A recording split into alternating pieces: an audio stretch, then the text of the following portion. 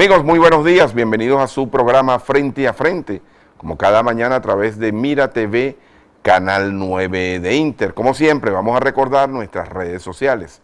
La cuenta de Twitter del programa es @FrenteAFrente9. Mi cuenta personal es @JairCuba. Puedes poner eso allí en la mesa. @JairCuba. Estamos en televisión en vivo. @JairCuba. Sean ustedes bienvenidos a la referencia informativa de cada mañana en los Altos Mirandinos. Hoy es miércoles 1 de septiembre del año 2021. Bueno, ya en septiembre, ya prácticamente en la recta final de este año 2021, en plena pandemia, con una situación compleja desde el punto de vista sanitario y con la recomendación permanente, mis queridos amigos, de que la responsabilidad es absolutamente personal. Ayer, por cierto, antes de dar en nuestro número de la mensajería, ayer, por cierto, estuve en San Antonio de los Altos en horas de la tarde, en una panadería que está allí en el centro Los Altos, y de verdad que me llamó la atención satisfactoriamente el cumplimiento del estricto protocolo de bioseguridad. Yo quiero aprovechar para enviarle un fraterno saludo a mi amigo Juan y a todo su equipo de trabajo, porque en verdad eso no está ocurriendo en otros lugares, a pesar de que no hay una supervisión estricta. Pero eso es muy importante, que cada quien asuma su propia responsabilidad, señores, porque esto no es juego. Vamos a recordar, tenemos activa nuestra mensajería de texto, el 0424-234-4084. También les recordamos que este programa puede ser visto esta noche en reposición a las 9 de la noche y a partir de mañana va a estar disponible en nuestro canal de YouTube, Jairo Cuba TV. Allí tienen ustedes la indicación y agradecemos también que nos puedan apoyar y suscribirse a nuestro canal de YouTube, Jairo Cuba TV. Hoy vamos a conversar con un empresario, vamos a conversar con el presidente de Cone Industria, Luigi Pizzella. Con él muchísimos temas que abordar, sobre todo en aras de una situación tan compleja en el país como es la economía,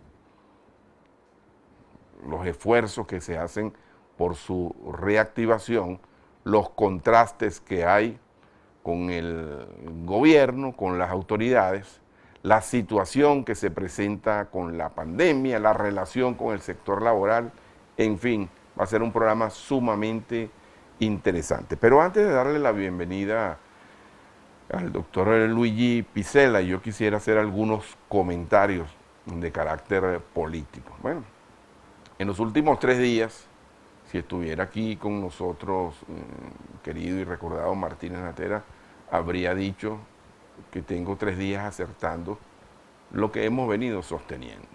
Primero hablamos del tema del entendimiento para la búsqueda de una candidatura única en el estado Miranda, y hablamos de una vez y dijimos, no hay primaria. Luego hablamos del tema de las encuestas y la conveniencia que está estudiando tanto el candidato David Uzcategui como el candidato Carlos Jocariz, y eso lo dijo, lo declaró horas después el propio David Uzcategui en el programa del apreciado colega Vladimir Villegas. Y también estamos pendientes de esta decisión tardía, pero en buena hora, siempre en hora buena, de la llamada plataforma unitaria de participar en el próximo proceso electoral. En enero de este año, mis queridos amigos, yo dije aquí que no iba a utilizar esta tribuna para exponer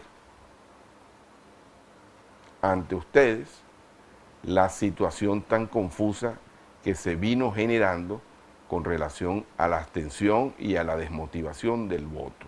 Y lo vuelvo a ratificar. No es el momento de echarle culpas a nadie por un error cometido. Yo creo que la clase política de esta plataforma lo ha asumido de manera responsable y creo que hacia allá debe ir conducido el discurso político.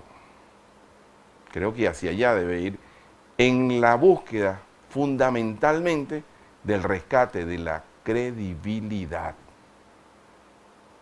Se es político con fortaleza y se consolida esa opción cuando un político logra credibilidad con las personas y con sus semejantes.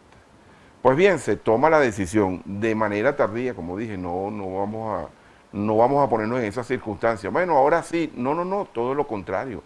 Me parece excelente que se haya tomado esa decisión de participar en el proceso electoral. Pero les voy a decir algo, aún queda una deuda pendiente con el país, ya que se ha decidido participar. Quizás no en las mejores condiciones, digámoslo claro, pero tampoco es conveniente, como ocurrió ayer en las redes sociales, una criminalización ante la toma de esta decisión y de lo cual los políticos se cuidan mucho, los políticos se cuidan más del Twitter que de la realidad cotidiana, ¿no? Y empezó mucha gente a criticar que, bueno, que se había llegado a un acuerdo, que si estaban vendidos, en fin. Yo creo que hay que ver hacia adelante. Pero aún hay una deuda pendiente, sobre todo para los factores de oposición, quienes aspiran por la vía democrática producir un cambio de políticas públicas en este país. Y esa deuda no es otra que tratar de unificar no solamente el discurso político,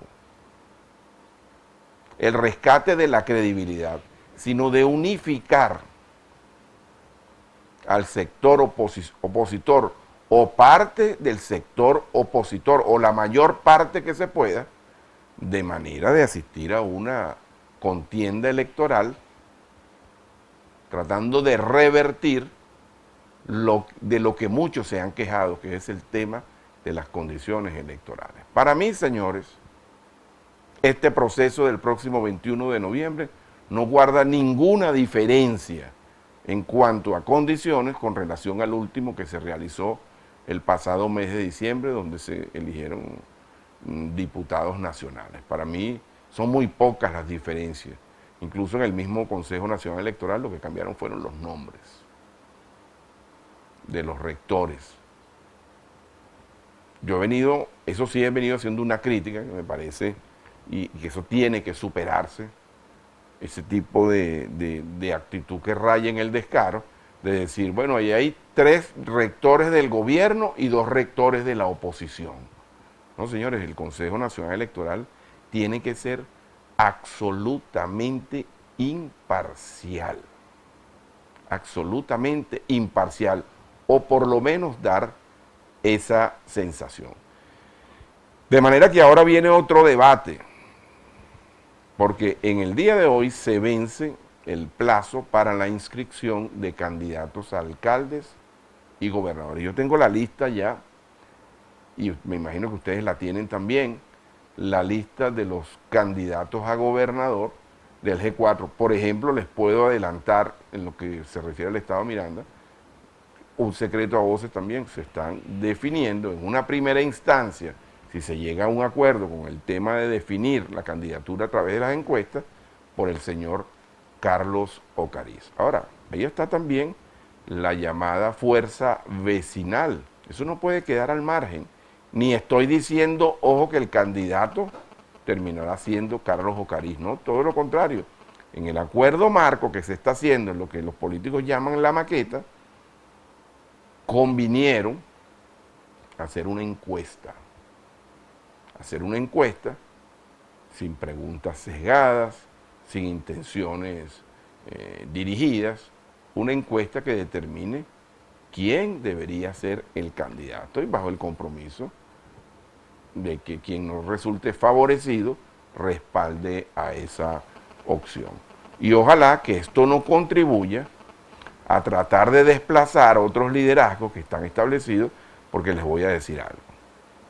Un liderazgo que esté establecido, nos guste o no, es el del señor José Fernández en el municipio Los Alias. Un liderazgo que está consolidado, nos guste o no, es el del señor Gustavo Duque en Chacao. Un liderazgo que está consolidado es el del señor Darwin González en Baruta, al igual que el de Elías Sayek en El Hatillo, y voy a ir un poquito más, voy a cruzar los mares, y en el municipio Maneiro, Morel David Rodríguez. Entonces, ir contra eso y regresar al debate político para crear más incertidumbre de la que este país ha pasado, yo creo que no es el tiempo.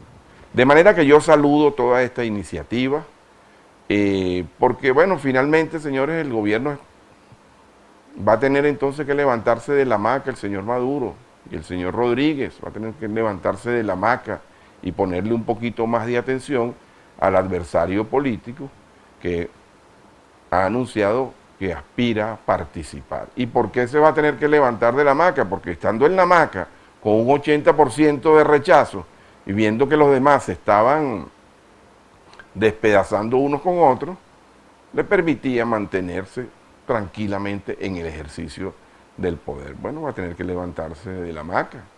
Y ojalá no tenga que levantarse de la hamaca para sentarse en una mecedora, porque se ha creado otra discordia política. De manera que vamos a estar muy pendientes, porque la política es muy dinámica, y ojalá que todo este tipo de anuncios, incluyendo el anuncio de los candidatos a alcaldes, que también tenemos algunos nombres de esa maqueta, pero que no queremos aventurarnos a decirlos para no crear falsas expectativas, estaremos muy pendientes de lo que vaya a ocurrir. Bien, con relación al tema de las lluvias, miren, hay que tener muchísima precaución.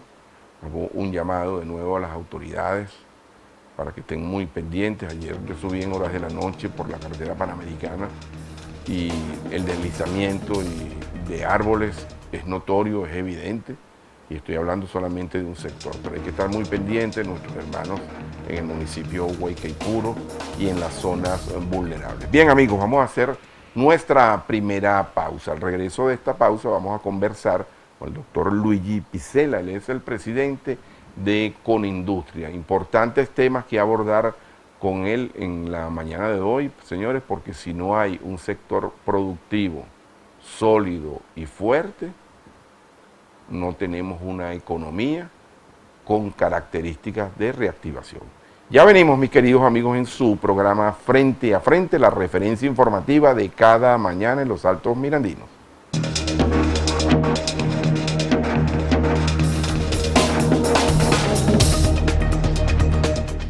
Ya estamos de regreso, mis queridos amigos, en su programa Frente a Frente, la referencia informativa de cada mañana en los Altos Mirandinos, y le damos la más cordial bienvenida al doctor Luigi Picella. Él es el presidente de Conindustria, vinculado a la industria del calzado, valga la redundancia.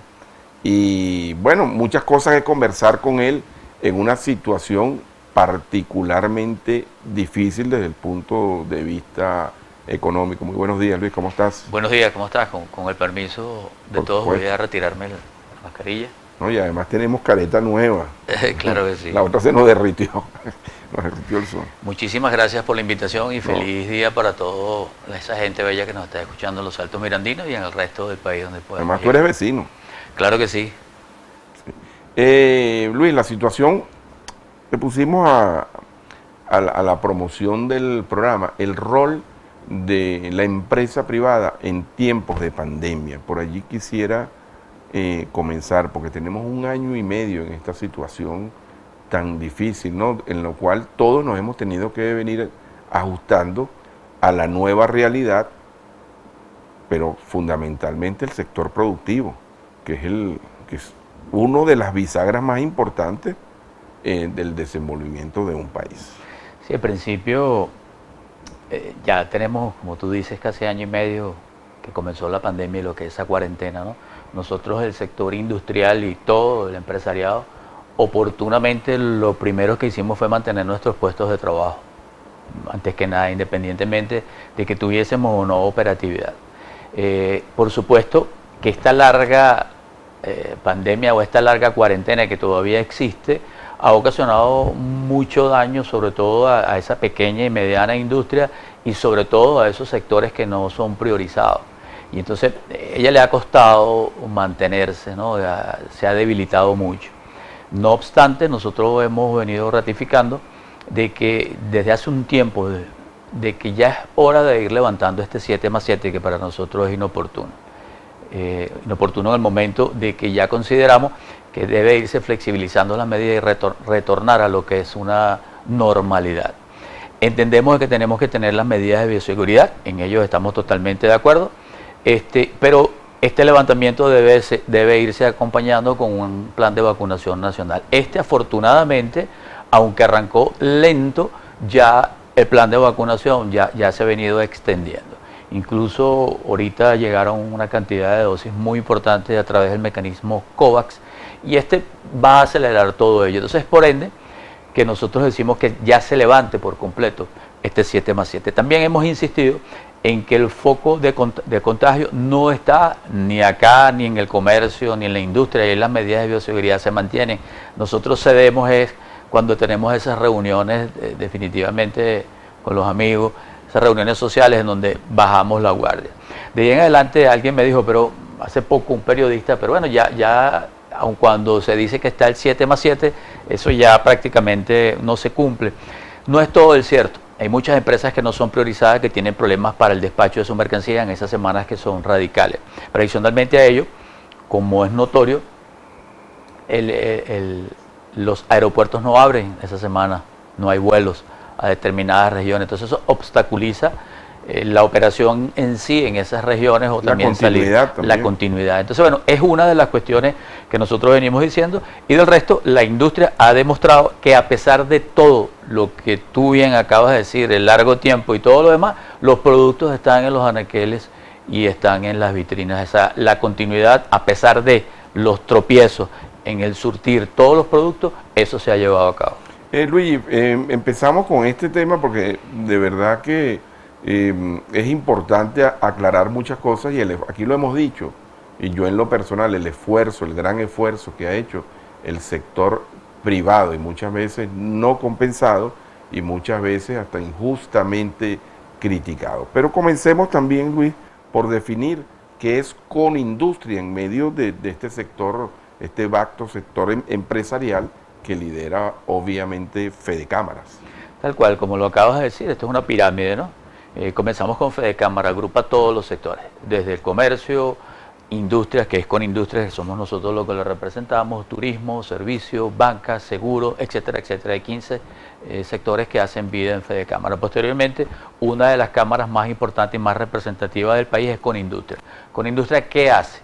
Conindustria agrupa al sector manufacturero. Nosotros tenemos 44 cámaras afiliadas a Conindustria, de las cuales representadas en su parte por la parte regional y después todos los sectores que transforman todo lo que tú te imagines está representado en Conindustria. Eso es lo que Conindustria representamos, el 83% de lo que es la industria manufacturera en Venezuela y somos sus voceros principales. Conindustria puede, obviamente no tienes números a la mano, pero puede revelar más o menos cuántas plazas de trabajo ofrece con Corpo Industria, aún en este tiempo de pandemia. Sí, no, todas esas cifras las manejamos. Nosotros te voy a dar un panorama completo. En el año 1998 éramos 12.741 industrias. Hoy, después de 22 años casi, somos 2.000 y tantas industrias. O sea, la merma ha sido de 80%. Enorme, enorme. Adicionalmente a ello, generábamos de manera directa e indirecta en aquel entonces, en el año 1998, 1.470.000 empleos. En la actualidad, 532.000 empleos. Pero hay una cifra muy notoria, que en aquella época el salario mínimo estaba alrededor de 360, 380 dólares en el año 1998. Claro, tienes que detenerte en uno de los meses específicos. Hoy por hoy, el salario mínimo, ¿sabes dónde está? Pero ¿qué quiero llevar a cotación? El sector que mejor remunera a sus trabajadores es el industrial. Hoy, en promedio, remuneramos a nuestros trabajadores alrededor de unos 91 dólares. no es suficiente. Consideramos que ese es el gran problema que tenemos en el país. Nosotros de nuestras columnas principales y en este nuevo periodo que me honra presidir en Conindustria, uno de nuestros objetivos es recuperar el salario. Si no recuperamos el salario en el país, no va a marchar. Hoy por hoy, independientemente de que somos el número 1 en remuneración, déjame decirte que eso no alcanza. El trabajador no está remunerado acorde con el servicio que está prestando. Y entonces eso tenemos que recuperarlo, porque ese problema no es solamente de Conindustria o de las industrias, es un problema del país.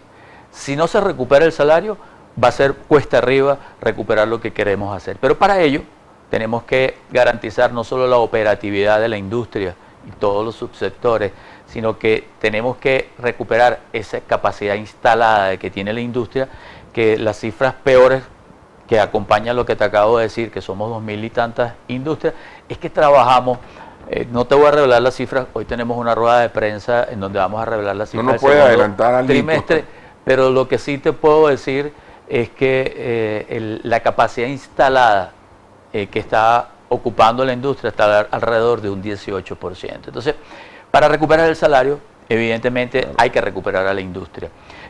Uno de los males que tenemos es la importación que llega al país, digo los males entre comillas, eso quiero que se me entienda bien, no estamos en contra de la importación, bienvenidos todos ellos. Pero ¿qué sucede? Hace 3 años y unos meses se ha venido privilegiando la importación en detrimento de la industria nacional porque se le exonera del pago de impuestos y también del pago del IVA. Y entonces nosotros decimos que queremos un trato igualitario, nosotros no queremos protección, lo que queremos es que ellos paguen sus impuestos y nosotros acá. Y entonces en eso vamos, a adicional a esto. Se convierte, perdona, en una competencia desleal, llega a convertirse en una competencia desleal. Tal cual, porque fíjate que en principio nosotros no tenemos las condiciones que tienen ellos en sus países para operar. Todo lo que posiblemente tú lo vienes nombrando acá en tu programa reiteradamente y todos los días, nosotros no tenemos servicios eléctricos o servicios normales que nos podamos abastecer de una manera lineal, ¿no? Hay muchos picos de ellos. El problema de combustible es enorme. Pero adicional a esto, nosotros tenemos todavía el esquema del 7+7, pero no ha terminado. Nosotros no tenemos financiamiento alguno en el país. No solo la industria, tú no tienes una tarjeta de crédito, lo que no tienes es cómo usarla. Entonces, el crédito ha perdido su esencia, la banca no está en la intermediación. Pero adicionalmente a ello tenemos un gran problema que es una voracidad fiscal increíble, en donde entendemos de que el Estado tiene que equilibrar sus ingresos, pero el industrial, el empresario no se lo puede dar porque estamos un quinto de lo que era la economía hace 5 años. Entonces los impuestos van paralelamente a ello. Para poner otra cuestión allí, tenemos un gran problema en el país producto de este desequilibrio del Estado y es la hiperinflación. Ese es un impuesto que nos mete la mano en el bolsillo y nos quita lo que nosotros creemos que ganamos. Entonces son cuestiones que hay que atacar, al igual que algunas leyes, para que al final vayamos a recuperar el salario. Entonces tiene que haber una compenetración entre el ciudadano, el Estado y el empresario. Y hoy por hoy, nada más para concluir la idea, déjame decirte que las 2 instituciones más respetadas, y esta encuesta ha venido reiterándose, son la Iglesia y el empresario. Somos los que gozamos de mayor credibilidad en el país. Bueno, casualmente yo hablaba al comienzo del programa de credibilidad, el rescate de la credibilidad, sobre todo en el discurso político. Luis, y oyéndote hablar, se me ocurre tengo una gran cantidad de preguntas que hacerte. Yo quiero rescatar, ojalá nos dé tiempo de ser lo más explícito posible, porque esa es la idea, ¿no? Que la gente tenga también una visión. Por eso cuando hablamos de servicios públicos y servicios que presta la empresa privada, como el caso de Inter, ayer estuve allí y de verdad me atendieron muy bien, les hacía entender a los gerentes que es importante venir a este tipo de espacios para que aclaren y expongan sus puntos de vista, porque la gente lo puede perfectamente entender. Pero cuando eso no ocurre, pues la gente se hace un juicio distinto, un juicio equivocado. Hablamos de la reactivación, de recuperar la empresa, ¿verdad? Mi pregunta iba conducida, bueno, pero ¿cómo se recupera la empresa si no hay crédito? Entonces, te devuelvo la pelota a ti. ¿Cómo se recupera Sí, la empresa? no solo, ¿Qué se han planteado ustedes? no solo el crédito, si ves de todo lo demás, ¿no? Los servicios públicos, el combustible, Y las condiciones condiciones normales, idóneas. idóneas en cuanto debe haber un incentivo a la industria nacional. Todo ello tiene que ir de la mano. También déjame decirte de que no hay inmediatez en nada. No hay ningún decreto que haga recuperar el salario de la gente, me digo el poder adquisitivo, no hay ningún decreto que haga reactivar por sí solo la industria, sino tienes que No hay acometer una varita un mágica. conjunto de medidas y nos va a llevar años. Aquí no hay inmediatez. Eso es bueno decirlo. No obstante, déjame decirte algo. Siempre el mensaje es positivo, porque a veces la gente cuando nos escucha, sobre todo hasta la hora de la mañana, quiere un mensaje positivo, ¿no? Claro. Nosotros hemos venido recorriendo en el país, conjuntamente con Fede Cámaras, con Industria, su comité gerencial. Comenzamos desde Acarigua, a la semana siguiente hicimos un recorrido comenzando en Mérida, bajamos al Vigía, nos fuimos a Boconó, de ahí fuimos a Valera, Trujillo, nos regresamos al Zulia. En el Zulia visitamos a Machiques, una zona ganadera por excelencia. Estuvimos en Maracaibo y después a Cabima. Nos regresamos a Caracas, estuvimos una semana, nos fuimos a Aragua, Carabobo, Lara, Yaracuy, nos regresamos, fuimos a Guárico, a la semana siguiente, posteriormente fuimos a Nueva Esparta. ¿Cómo hicieron? Y después a Yaracuy. ¿Cómo hicimos? Sí. Tú sabes que esto me gusta contarlo porque tú palpas definitivamente todo eso que te estoy diciendo es para ver qué es lo que hay del lado de allá, cómo llegas, la logística que tienes que manejar, cómo te tienes que parar clandestinamente a surtir de combustible con una pimpina, cómo los carros se te accidentan porque la gasolina no está buena. Pero cuando llegas a todos esos sitios, Jairo, déjame decirte que nosotros vamos con la intención de llevar el ánimo y la esperanza. Y da la casualidad que regresamos inyectados de esperanza porque aquí hay un país de pie, un país que no ha abandonado. En todas esas poblaciones que hemos visitado, y te pongo el nombre o el ejemplo de Boconó o Machique, en Boconó la gente, los ojos le brillaban. Cuando nosotros llegamos a eso de las 7 de la noche, con todos los problemas que indica o que requiere llegar, no solo de combustible, sino vialidad. O sea, tienes que ver cómo está la vialidad para llegar allí. Y llegamos tarde y con lluvia y no veíamos bien. Y eran las 7 de la noche y la gente nos estaba esperando.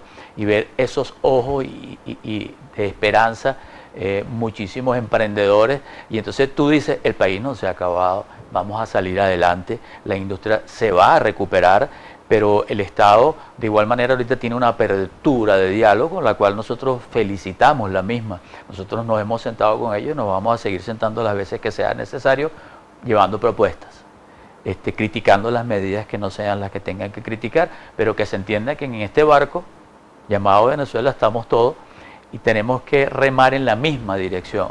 Y a pesar de todos los problemas que tenemos, esa gente que hemos recorrido, esos estados maravillosos, porque a veces pensamos que es solo Caracas y no es así. Venezuela es mucho más que Caracas y tienen el mejor activo que el mundo nos envidia y es la gente. Fíjate una cosa, tú revelabas las cifras, bueno, no es un secreto tampoco a voces, las cifras de cómo ha venido mermando el proceso productivo de las empresas y muchas empresas bajaron la Santa María. Esas empresas que bajaron la Santa María, Luigi, de acuerdo al registro que ustedes llevan, estaría en disposición de volver a subirla en una hipotética y esperada reactivación económica, o esto se da por perdido, pero eso me lo vas a decir al regreso de esta pausa. Mis queridos amigos, ya venimos en su programa Frente a Frente. Recuerden que tenemos activa nuestra mensajería de texto. Si desean preguntarle algo al doctor Luigi Picella, que es el presidente de CONI Industria. Ya venimos, mis queridos amigos, en su programa Frente a Frente.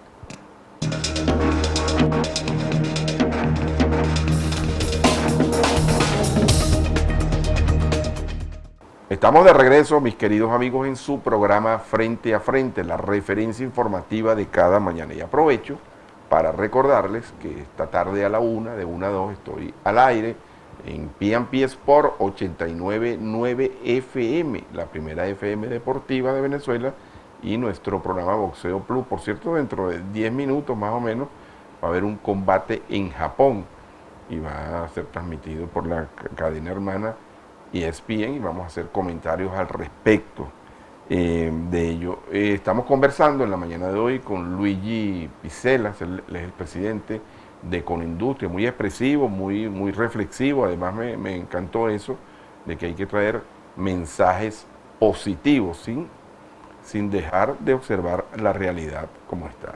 Te dejé una pregunta al aire, Luigi. ¿Van a subir las Santa Marías o se cerraron definitivamente esas Santa Marías que... de ese 2000 y tantas empresas que te dije que quedan, el 40% o 44% aproximadamente ya no operó en pandemia. Eso no quiere decir que es definitivo, ¿no? Que tienen el candado final allí. Que tienen el candado final, pero es la cifra que da. ¿Y quién es la más afectada? La pequeña y mediana industria. Y no es la mediana, sino definitivamente la pequeña, porque es que ha habido un deslizamiento de acuerdo a la producción y al personal, que donde estas mayorías de estas empresas han pasado a ser ya pequeñas, ¿no? Allí es el foco mayor en donde se ubica esto, pero también en las empresas no priorizadas. Es por ello que nosotros hacemos un llamado a que se levante. ¿Cuáles son las empresas no priorizadas? Un ejemplo al revés, sencillo. Te lo voy a decir, las que están priorizadas son alimentos, medicinas y parte de los productos químicos, porque ellos es una empresa transversal que opera para todos. No, lo demás tienen intermitencia. Y la intermitencia definitivamente ya es complicada hacerla. Pero es que también en el comercio hay mucha gente que me dice, no, pero ya nosotros estamos trabajando. En algunos estados sí, en algunos estados no. En algunos te topa que la misma alcaldía te toca la puerta para que cierre la puerta porque, por ejemplo, no puedes vender calzado en esa semana y entonces te interrumpe. Entonces, también, ¿qué es lo que sucede? El transporte, que es muy importante, baja. Entonces la gente se limita en hacer sus cuestiones. Pero es que también, fíjate que se nos ha recortado del tiempo. Ya todo el mundo a las 2 de la tarde quiere irse a su casa porque no hay transporte. Entonces el tiempo se reduce también para llegar. Entonces las horas de trabajo, las horas hombre, no se están cumpliendo. Esto genera ineficiencia y con ello también definitivamente pérdidas en muchas de las empresas. Pero estas empresas, como te dije, no le han puesto el candado definitivo. La llave está ahí. Y con cualquier incentivo que haya a la producción, esto se va a reactivar. Lo que sí te puedo adelantar es que hay un componente que sigue permaneciendo ahí, es que se han perdido fuentes de empleo, y lo cual se ratifica con la cifra que te dije del 1.474.000 a 532.000 empleos de manera directa e indirecta. Esto hay que recuperarlo. También hay muchísima informalidad en esta cuestión de la remuneración en primer lugar, y en segundo lugar, todas estas medidas te han empujado a la informalidad del salario, a la informalidad de muchas actividades que tú tienes que tratar de regresarlas, porque solo así el Estado va a recaudar sus impuestos y va a equilibrar esas cuentas y va a ayudar a que el desequilibrio que ellos tienen y por ende la hiperinflación se vaya controlando. Sigue siendo atractivo trabajar con un sueldo definido. Sigue siendo porque he notado que mucha gente ha dejado los espacios, ha dejado los trabajos, y algo que me preocupa, y yo lo he dicho muchas veces aquí, que es el tema de que a todos lo llaman emprendimiento. Entonces tú llegas y vas a vender un termo de café, ese señor es un emprendedor, sin demeritar en absoluto, porque en absoluto ninguna actividad que signifique trabajo, pero ese contraste, Luigi, a veces produce tanta confusión y termina siendo una gran preocupación. No es fácil. Fíjate que los emprendimientos, bienvenidos, ¿no? Pasa que hay un porcentaje muy alto de las personas que arrancan el emprendimiento y las que los continúan. Así es. O sea, bajan inmediatamente porque las condiciones son muy duras, sobre todo la descapitalización que se lleva, incluso hasta en la moneda fuerte. Nos cuesta todos los días algo más y en el mismo dólar, ¿no? Y eso es producto de la inflación interna que vivimos, o sea, que no escapan esos productos también. Pero lo que se trata es de recoger a esa gente que está en la informalidad, porque no es ningún secreto que posiblemente esas personas hagan cualquier trabajo eventual y ganen más que estar sentado en una oficina 8 horas, ¿no? De eso también se trata. Sí. Y los emprendimientos también bienvenidos, y en todo lo que nosotros podamos ayudarlos, desde Conindustria también.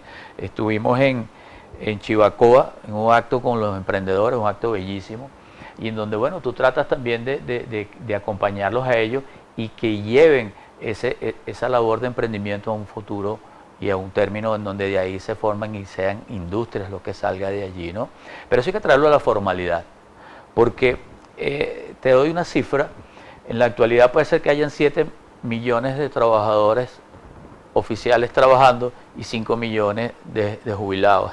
Esto no alcanza. Contraste, sí. No puedes subsidiar esto a estos pocos trabajadores. La idea es que sean 4-1 o 5-1. Entonces hay que traer a la formalidad esto, porque del resto tenemos una economía informal. Y la economía informal, ¿cómo está? No le conviene a nadie, ni al gobierno. Hoy por hoy los ingresos más importantes que tiene el Estado no es el petróleo, sino son los impuestos. Pero entonces tampoco vas a recaudar más subiendo las tasas, que es el gran problema que hay. Usted va a recaudar más aumentando la economía, incluso hasta bajando los impuestos. ¿Y por qué no hasta que se revise esa tasa del IVA, a ver si sería conveniente hacer un ajuste ahí de manera tal de generar mayor poder adquisitivo? Porque lo que se trata es abrir el abanico. Tú abres el abanico, vas a recaudar más. Entonces, formalizar todo eso. Estamos definitivamente en pro de ello, de todos los emprendimientos, en la medida que lo podamos ayudar, pero hay que corregir los desequilibrios macroeconómicos que tenemos y traerlos a la formalidad. Sí, bueno, la semana pasada el presidente de CACMI Miranda, Bernardo Calvo, lo decía allí, decía incluso, hablando del tema de los impuestos municipales y toda esta situación, él decía que estos organismos, las alcaldías, tienen que reducirse. Y yo le digo, bueno, ¿y qué vas a hacer con los empleados? Me dice, bueno, que vengan al sector privado y que de cualquier manera se motiven a los emprendimientos. Hay un plan también, Luigi, de capacitación de recursos humanos para tratar de ser menos informales y un poquito más propositivos, ¿no? Y en verdad emprendedores. No existe a nivel oficial. Fíjate que el INSES, que ha cambiado de nombre, prácticamente no opera. Las formaciones se hacen en las empresas. Pero, ¿qué ocurre también? Que a medida que la empresa, tenemos pequeñas, medianas y grandes, la grande está más preparada para prepararse a ese personal, ¿no? Lo demás hay que crear nuevamente, incentivar para que el INSEE vuelva a hacer lo que tenía que hacer, que es formar y tratar de insertar todos esos jóvenes que están en la calle a la sociedad. Esa es una labor hermosa que se ha descuidado. Eso tiene que nuevamente traerse, pero fíjate que una cosa nos lleva a la otra. Si no hay empresas y no hay formalidad, ¿quién cotiza? Porque generalmente esos ingresos o esos recursos salían de la empresa privada. Y la economía nuestra está un quinto de lo que era antes. Un quinto de lo que era antes quiere decir que producimos también un 20% de lo que hacíamos hasta hace 12 años o el año 2013 para acá. Pero también ocurre lo mismo con la parte laboral. O sea, ocurre también con la parte de ingresos de las alcaldías y de los servicios. Nosotros no estamos en contra, ya que tocaste el punto de los servicios, que se pague por los servicios, ¿sabes? El servicio regalado no existe. Los servicios tienen que generar para hacer inversiones incluso, no solo mantenimiento, pero su justo valor. Entonces ha habido un desequilibrio en cuanto a muchos de estos servicios en donde te quieren cobrar una tasa de aseo, que es el gran problema que tenemos, no en todos los estados. Ocurre afortunadamente, pero lo tenemos en Miranda, Lara y Nueva Esparta puntualmente y otros estados, en el caso del Zulia, que ahí se pretende cobrar una tasa de aseo desproporcionada en función a los metros cuadrados. Pero volvemos a lo mismo, si yo no estoy operando, no estoy generando desperdicio. Si estoy operando a un 18% de la capacidad instalada, no estoy generando lo mismo. Entonces, por metro cuadrado linealmente no es lógico. Si comparamos una cifra de aseo con Canadá, por darte un ejemplo, aquí se paga 8.000% más por concepto de aseo, pero contemplando proporcionalmente los desperdicios que se generan, eso no es lógico. Al igual que en la electricidad, nosotros queremos pagar por la electricidad, hay que pagar por todo, lo regalado no vale, pero me tienes que medir la electricidad por consumo, me dice usted generó o utilizó tantos kilovatios hora y se paga, pero no linealmente, que es lo que está ocurriendo. Entonces eso hay que sincerarlo, al igual que la gran voracidad fiscal que existe, sobre todo en los municipios, en donde ellos tienen la misma carga laboral porque no se han reducido, como lo hemos hecho nosotros, pero los impuestos han disminuido en un 80%, porque eso va linealmente con los ingresos. Entonces, no te podemos cubrir ese déficit que tú tienes aumentando los porcentajes porque no lo damos. Hay que crearse otros mecanismos. Por eso decíamos que un ingreso está allí en las aduanas y debemos cobrar, Claro. cobrar esos impuestos. Y bienvenida a las importaciones. Eso que está ahí es una etapa. Y el resto tratar de ir incentivando la producción nacional, generando empleo. Automáticamente estos ingresos van a ir al Estado, se va a generar empleo, se va a generar poder adquisitivo y a largo plazo, porque no hay inmediatez en nada, ir recuperando a nuestra Venezuela. Luis, tú perteneces al sector del calzado. En mi época de estudiante universitario y de bachillerato, de verdad que era un lujo la variedad de calzado que se manufacturaba se hacía en Venezuela. De hecho, recuerdo mucho que venía gente del exterior a comprar calzado aquí. Tú quizás lo puedes recordar mejor que yo. Uno iba a Carlos Rocha, hacía eso, iba a la Candelaria a mandarse a hacer los zapatos espectaculares que tenía, que quería. De la noche a la mañana, o digamos, en este proceso, porque va pasando el tiempo y uno comienza, cuando ve la situación dramática, la industria del calzado ha bajado en producción de manera increíble. ¿Qué pasó? ¿Dónde se extravió la maravillosa industria del calzado? Además, de verdad, de una mano de unos artesanos italianos excelentes. De verdad que teníamos, yo creo que la mejor industria del calzado de la América Latina, y corrígeme si estoy diciendo un disparate. Qué bueno, ¿no? Para nada. La industria del calzado todavía existe, muy golpeada. Seguimos haciendo zapatos calidad de exportación y que venga el zapato de afuera, nosotros competimos en cuanto a calidad. ¿Qué viene ocurriendo con la industria del calzado? Que aun cuando manejábamos el 80% antes de todas estas importaciones del consumo de calzado total, el poder adquisitivo fue mermando en el ciudadano de tal manera que no tenían para comprar zapatos. Todo lo que nos ganábamos se iba a alimentos, medicina y ya no se alcanzaba para nada más. Entonces la industria se fue afectando. Pero obteníamos el 80% del mercado. Hace 3 años y medio con este decreto de exoneración en donde los productos importados y terminados entraron con arancel cero e IVA cero, la industria perdió ese mercado que tenía. Pero tampoco hoy son es el baratos los 20%. productos. Lo que pasa es que va ligado a la calidad. Nosotros hacemos productos de excelente calidad que tú te lo puedes poner y duran de 2 a 3 años increíblemente. Y entonces eso tiene un costo en relación a la calidad del artículo. Muchos de los artículos que llegan, hay artículos muy buenos, pero hay artículos que son sumamente económicos que a los 2 o 3 meses los vas a perder, pero es una alternativa. Nosotros tampoco nos oponemos a ellos. Nosotros lo que decimos, paguen sus impuestos y nosotros competimos. Entonces, se ha venido a menos, pero la industria de calzado está ahí. Hay algunos programas ahorita que el Estado, y debo reconocerlo, en cuanto al colegial, hay unas compras estatales que se están dedicando a la compra nacional en vez de importarlo. Eso ha ayudado en algo a la industria nacional. Fíjate que su operatividad estaba entre 8 y un 12, y en esta época ha subido entre un 12 y un 16%, porque el colegial siempre incentivaba esto, ¿no?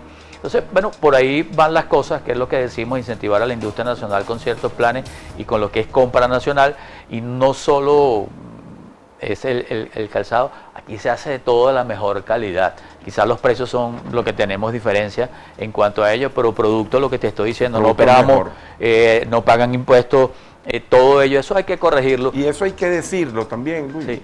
Eso hay que decirlo. Si usted no lo dice, la gente no lo entiende. Entonces la gente inmediatamente, por todas estas cosas que se producen, inmediatamente habla de especulación. Y bueno, mándenle de esa gente. Hay que decirlo, hay que ir a los medios de comunicación y expresar estas y otras opiniones, porque creo que es la forma de aclarar. Tengo que hacer el último corte. Al regreso voy a retomar el tema de la pandemia, que me parece muy importante, que lo retomemos a ver de qué manera, porque hay mucha gente que está angustiada con esta situación y los inminentes anuncios de que podría recrudecerse el tema de la bioseguridad, porque han aparecido nuevos casos y nuevas variantes, y bueno, el gobierno se le prenden las alarmas cuando comienza el colapso del sistema sanitario. Ya venimos, y también con parte de la mensajería de texto, que es muchísima a esta hora. Ya venimos, mis queridos amigos.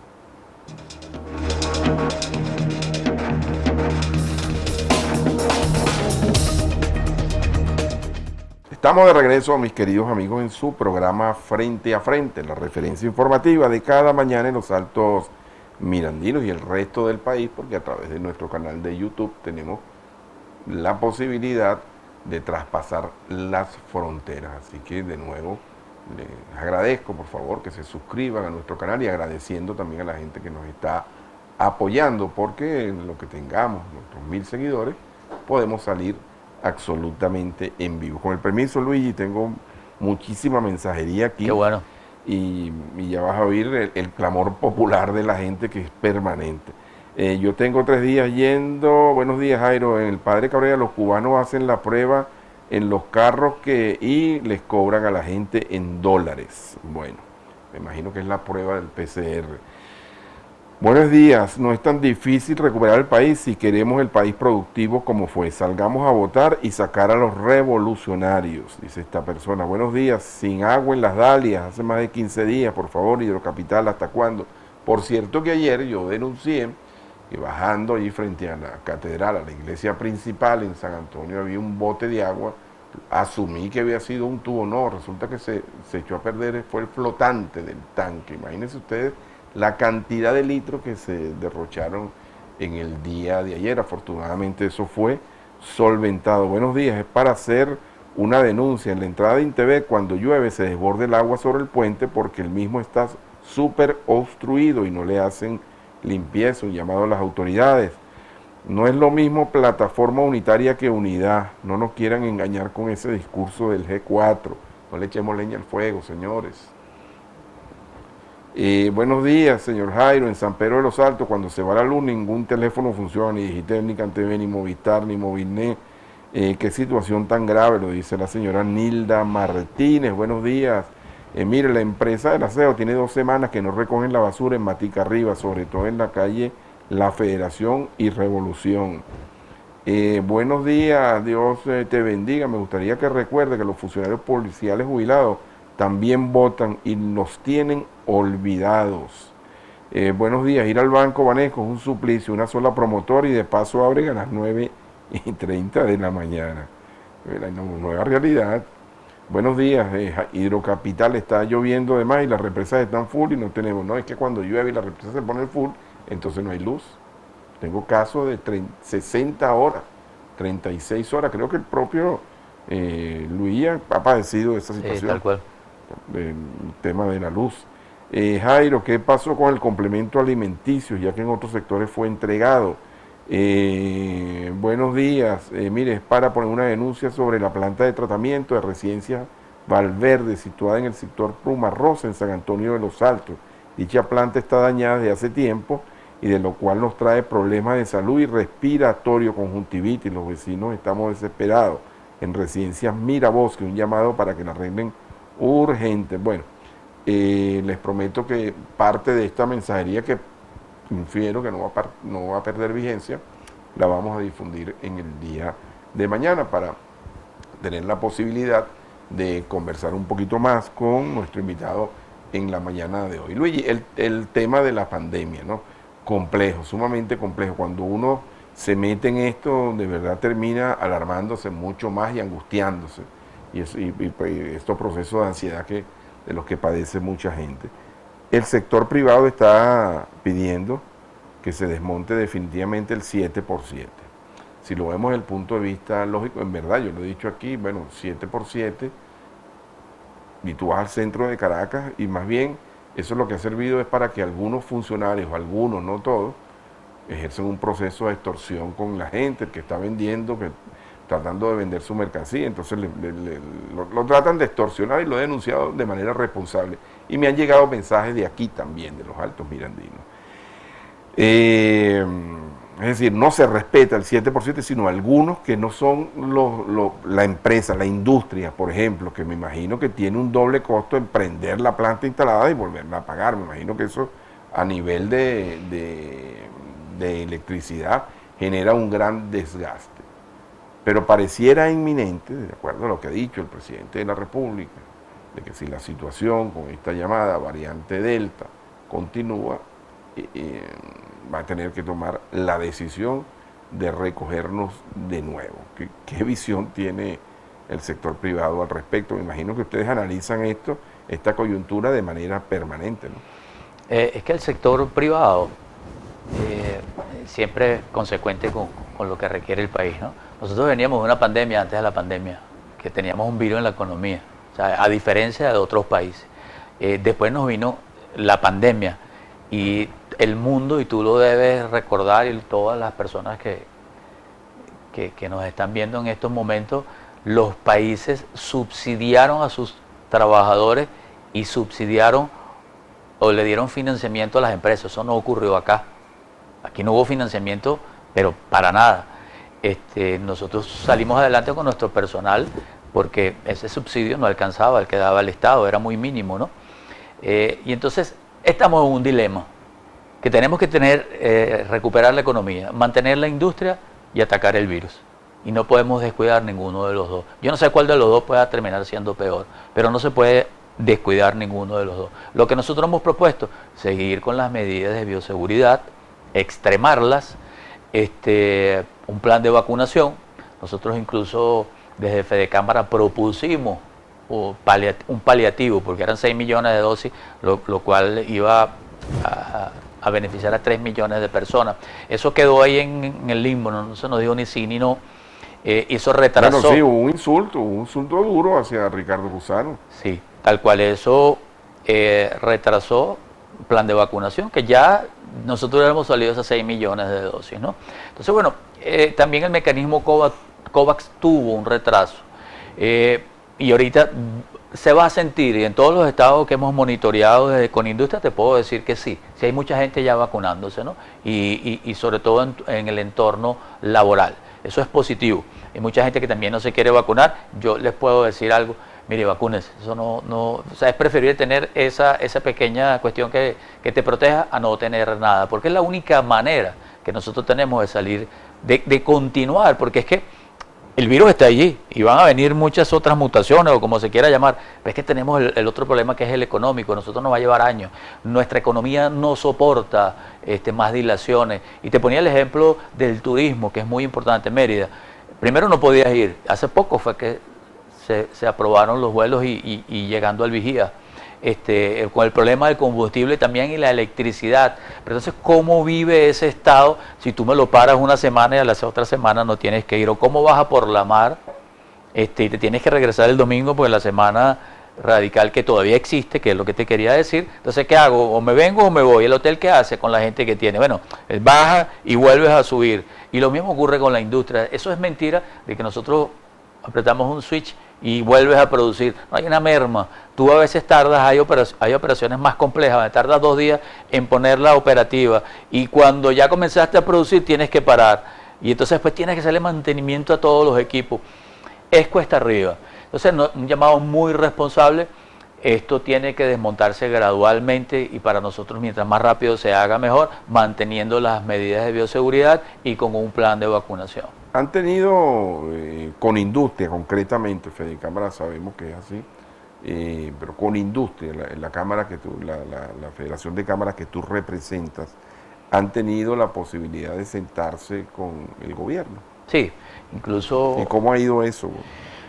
Bien. El tema no es sentarse, ¿no? El problema es sentarse, tomarse lo un café, que acabas de decir. Y entonces... El tampoco tomarse la foto o salir allí. Exacto. El problema es que las medidas o lo que discutas ahí o las propuestas que hacemos se pongan en práctica, porque fíjate que de lo que hemos recogido quizás había una crítica al diálogo y a sentarte con el gobierno, ¿no?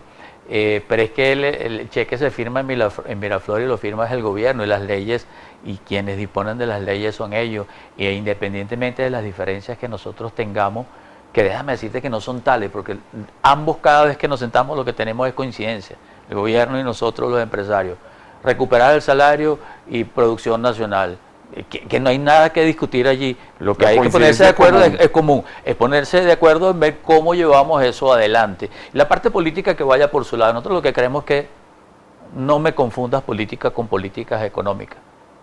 Nosotros queremos seguir adelante. Y sí somos críticos definitivamente a todas las políticas que no conlleven o que no favorezcan a ese trabajador, porque es que a veces se confunde el empresario o la empresa con los empresarios y da la casualidad que son trabajadores y generan ese bienestar tanto para el Estado como para la población. Y entonces, de esos diálogos, bien, nos sentamos, discutimos, le decimos lo que sentimos, así como estamos conversando. Preferimos que no se tome la foto y si la quieren tomar, bienvenida, pero queremos que de ahí salgan esas propuestas. La gente está esperando que todo ello se concrete y que represente un ingreso para ellos en el futuro y una esperanza. Eso se viene dando. Independientemente de que se ha satanizado ese diálogo, la gente entiende de que, mire, siéntese con quien se tenga que sentar, haga lo que se tenga que hacer, pero por favor, yo necesito estar mejor. Entonces, y no le pare tanto al Twitter. Hace muchos años, como tú lo decías al inicio, aunque no lo creas, tanto el gobierno como muchos gremialistas y todos nosotros estamos pendientes de qué es lo que ocurre allí, y a veces, independiente de lo que tienes que hacer es leerlo, pero ir hacia adelante. Y después, ¿qué sucede? A nosotros nos ha hecho mucho daño este diálogo con el gobierno también, de micrófono, porque es que te llega distorsionado lo que le quieres decir, ¿no? O a veces estás en vivo y te oyó un fragmento y no te oyó el razonamiento completo, no. Lo ideal es sentarse y todos tenemos que sacar tiempo para ello, pero que esto conduzca a unas propuestas y a las soluciones de la gente. Yo tenía un profesor en la Universidad Católica, el director de la escuela, Carlos Gómez López, mexicano. Él llamaba eso que tú dices, comunicación entrópica, y nos ponía a hacer un ejercicio de 10 personas, el rumor. Tú le decías algo a alguien por el oído y cuando llegaba y daba la vuelta, totalmente distorsionado. Y con el tema de las redes, de verdad que hay que tener mucho cuidado, porque tampoco capitalizan el grueso de la información, es sencillamente una tendencia. Es decir, son medios que permiten ampliar el espectro de la comunicación, pero no son los medios supremos en este momento, como mucha gente lo cree. Y lamentablemente, bueno, hay políticos de Twitter, hay empresarios de Twitter, todo esto afecta, incluso termina hasta definiendo políticas públicas por una u otra mala información. Luis, tengo que despedir, pero no quiero que lo hagamos. Supuestamente a partir de hoy creo que la información con relación a eso hay mucha, pero no está muy clara, por lo menos yo no la tengo clara y a lo mejor mi coeficiente intelectual es limitado. Con el tema de la reconversión, supuestamente esto arranca hoy, a partir de hoy ya comenzaría este proceso de reconversión. ¿Qué nos espera, Luis? ¿Y cómo te lo pregunto porque ustedes hacen su encuesta permanente, analizan las coyunturas y me gustaría conocer qué nos espera, cuál es la visión y la perspectiva del sector privado, de la industria? Mira, la reconversión monetaria, o mejor dicho, la eliminación de los 6 ceros, eso es lo que está en el tapete. Eso, en principio, es una solución a esa gran cantidad de ceros que estábamos manejando que dificultaba no solo el pagar un pasaje porque necesitas tener una bolsa con billete, ¿no? También las operaciones en punto de venta, el registrar todas esas operaciones era inoperativo. Eliminar los 6 ceros va a facilitar todo ello. Ahora, esto no implica de que vaya a cesar la inflación y que tú vayas a recuperar el poder adquisitivo. Es simple y llanamente... ¿Y que vamos a derrotar el dólar? No, no, para nada. Porque no se está tomando las medidas macroeconómicas para que eso no ocurra. Siguen todos los males siguen allí. ¿Qué es lo que comienza hoy? El 1 de septiembre. Es una política de información. Lo que ellos están solicitando es que el comercio, su precio... comience a adecuarse. Adicionalmente a adecuarse, es que reflejes el precio del bien el cual vas a consumir en los dos tipos de bolívares soberanos y bolívares. Y entonces, para facilitar, en teoría, la lectura e irse familiarizando. ¿Qué sucede? Todos los precios están indexados al dólar. Entonces, el comercio a veces es sencillo, esto quiero que lo entienda la gente. ¿Y cuándo entraría en vigencia? El 1 de octubre. Y Luis, ya entra el nuevo cono monetario. ¿No habrá que quitarle un cero más a la moneda? No, de aquella no va a ocurrir tan rápido, pero más adelante la inflación sigue. Entonces, bueno, eso se va a ir deslizando y si tú no atacas el problema, que es la inflación, es decir, el desequilibrio entre lo que el Estado le entra y lo que él gasta, que es más alto, y la inflación la genera porque el Banco Central financia este déficit con dinero que no existe y tú pones a correr una masa monetaria que no existe, que no salió de la producción, a unos bienes. Eso genera la inflación y la devaluación. Eso no se ha controlado, eso sigue por ahora igual. Se le quitaste 6 ceros, bueno, poco a poco, y con algunos unos años, bueno, van a ir apareciéndole cero a la moneda si no se toman las medidas correctivas. Del resto, para nada es engorroso para el comercio, porque él tiene que cambiar los precios, porque fíjate que hay inflación, entonces de un día a otro tendría que cambiarlo. Cuando tienes muchos productos no es fácil, Pero bueno, es una medida de información, ya el comercio ya le compete a ellos opinar en torno a esto. Sí creo que se puede hacer un esfuerzo unos que otros para que aparezca lo que antes costaba 1 millón, ahora va a costar 1. El redondeo también lo han explicado. Ellos dicen de que esas dos cifras que estén ahí, si te da 1.56, lo vas a redondear a 1.57, no ir a la siguiente cuestión. Y van a quedar vigentes la denominación de los billetes de 10.000. Todavía que van a ser céntimos. Que es el sencillo. Que es el sencillo, porque van a venir monedas, pero van a ir entrando paulatinamente. Y entonces, bueno, eso es lo que se espera de la reconversión monetaria. En principio, adecuarnos a ella. Tenemos este mes para ello. Y nada, es lo que nos ha tocado vivir. ¿Optimista, Luigi? Sí, yo soy optimista, pero no solo lo digo y lo expreso, sino que trabajo por ello. Y trabajamos por ello. Recorremos el país, recorremos las industrias, nos sentamos con el Ejecutivo, con el Legislativo, si nos llama también, si hay que sentarse, nos sentamos con ustedes, con los medios de comunicación que hacen una excelente labor en difundir todo esto que no es fácil de digerir. A nosotros nos ha tocado, yo creo que todos vamos a terminar siendo economistas con todo lo que está acá. Pero la calidad existe y la gente está acá, y este es un país maravilloso. Aquí tenemos todos los recursos. Entonces, mire, todos los días yo salgo pendiente de ver qué es lo que puedo aportar para el país y cómo mi industria puede ir surgiendo. Bueno, te agradezco muchísimo, Luis. Nos hemos robado unos minuticos, pero el tema es muy interesante. Te agradezco muchísimo y te comprometo para un nuevo programa. Con gusto, cuando quieras. Rápidamente, saludo a Trina de Pacheco, que está de cumpleaños en La Macarena. Y esto yo no lo puedo dejar pasar. Yo no puedo dejar pasar esto. Señores, cayó la Fiscalía en el padre Cabrera para revisar este tema que están denunciando con relación a la respuesta a la prueba del PCR del COVID. Mañana comentaremos sobre esto. Amigos, los espero mañana en un nuevo programa Frente a Frente, la referencia informativa de cada mañana en los Altos Mirandinos. Listo.